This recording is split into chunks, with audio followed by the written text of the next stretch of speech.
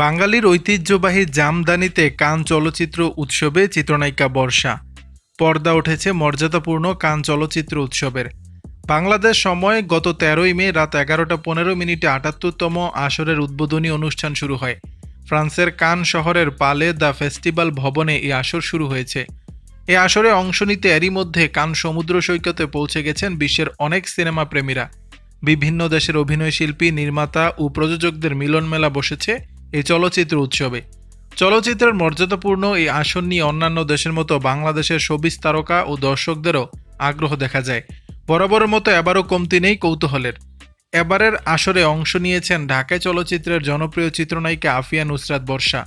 আর অংশ নিয়ে বাঙালি সাজে উপস্থিত অভিনেতা, অভিনেত্রী, প্রযোজক, পরিচালক, সাংবাদিকদের তাক লাগিয়েছেন লাস্যময়ী সুন্দরী এ নায়িকা। লাল কালো রঙের বাঙালির ঐতিহ্যবাহী জামদানি, লাল ব্লাউজ, হাতে কালো ঘড়ি, খোলা চুল আর হালকা মেকআপে মানানসই গয়নায় অসাধারণভাবে নিজেকে মেলে ধরেছেন মোস্ট ওয়েলকাম খ্যাত এ নায়িকা। কান চলচ্চিত্রের এই মহোৎসবে অংশ নিয়ে নামি দামি সব পরিচালক, প্রযোজকদের সঙ্গে কথাও বলেছেন তিনি। প্রসঙ্গত, এবার উদ্বোধনী অনুষ্ঠানে উপস্থিত ছিলেন অস্কারজয়ী হলিউড অভিনেতা রবার্ট ডি নিরো।